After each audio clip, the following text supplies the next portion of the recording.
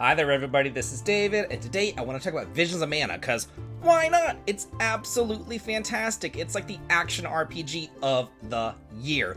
I've been playing the Mana game since I was a little kid, since I got Final Fantasy Adventure back on the Game Boy and then Secret of Mana on the SNES whenever I was like in 5th grade or something, so I've been playing this series for a long time, and I did want to big out a big thank you to Square Enix for letting me have early access to Visions of Mana, so I can tell you about some hints and tips that will help make your time playing the game a lot smoother than mine.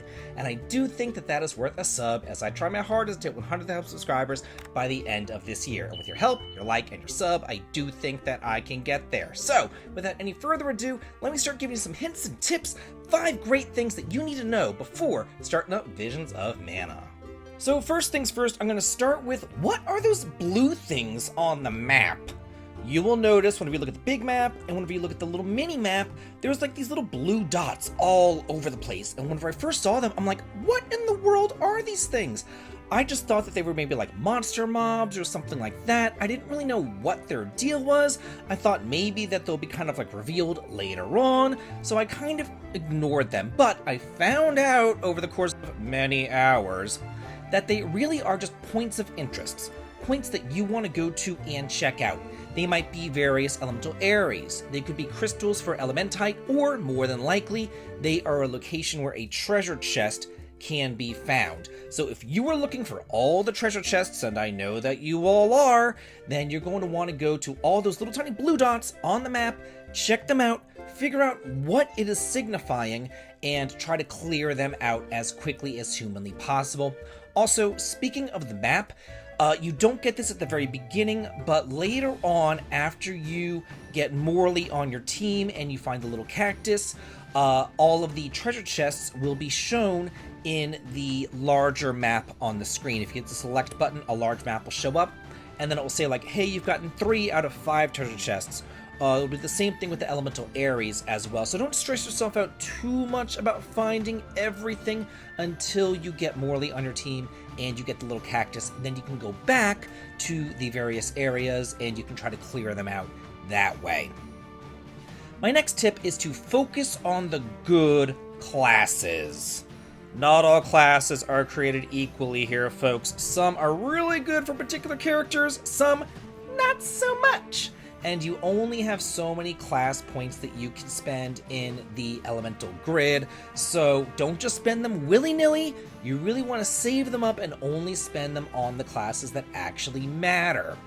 Now, the only way that you can get those points for the elemental plot is from the elementite by activating the various crystals. You'll find these crystals just kind of out in the field, and if you have the appropriate elemental for it, you'll just hit the R button, and then it'll give you some elementite to help with your elemental plot to level up your classes. You also get them from golden cloves, which you receive through exploration. So the more that you explore, the more that your classes will level up. So it's not like you get class points from fighting monsters, you get class points from actually exploring. So that's kind of a different way of leveling up classes. But again, these class points can be scarce. Do not waste them. Look at the classes that you have, look at the abilities that they bestow, and you'll find that some are definitely better than others. Tip number 3. Fight those elemental areas as quickly as humanly possible whenever you do come across them. They are hard, though, so if you do need to come back whenever you are higher leveled, then feel free to do so. Also, do make sure that you have a full class gauge before you enter, because you are going to want to use your class strikes pretty much immediately, because these are timed battles. So you have like roughly 2 minutes to fight them, to get them down, but if you do, you get some really nice treasure, like ability seeds, which you can use for added extra moves, spells, or even stat bonuses. Another thing that will really help you out is to have a Rune Knight class, which is the Wind class with Val, and cast some sword magic on your various fighters.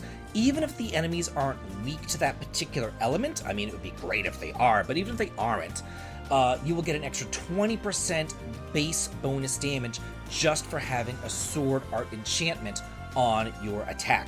So again, even if they aren't weak to it, that 20% does add up, although if you do fight them, they can be added to your bestiary, and then you can look at and you can see like, oh, hey, they're weak to ice or thunder or whatever, and then cast that appropriate sword to really help you out next time that you do go in. If you first don't succeed, try again. My fourth tip is to fight those nemesis monsters. Whenever you find them, they are hard. They can be ass-clenchingly, sweat-inducingly hard, but fight them. Not only do they give you a lot of experience and gold, but you also get those coins as a guaranteed drop. And those Nicola coins are fantastic! Basically, you can use them to get extra ability seeds, and the ability seeds are definitely the way to go. That's how you power yourself up. That's how you get more spells and moves and abilities and stat bonuses and everything else like that. And also, you can get those Nicola coins from just regular encounters too, but they have a very small chance of dropping. If you recall, back in Dragon Warrior 3, back on the Game Boy Color, there was like a monster coin system there, and they have a very small chance of dropping. It's the same thing here in Visions of Mana, but when we fight the Nemesis monsters, they have a 100% guaranteed drop.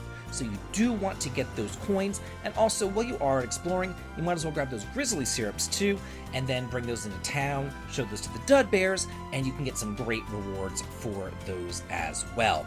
And my fifth tip for you is something that I had a very hard time finding out, and that's that fast travel isn't actually really wonky and horrible in this game.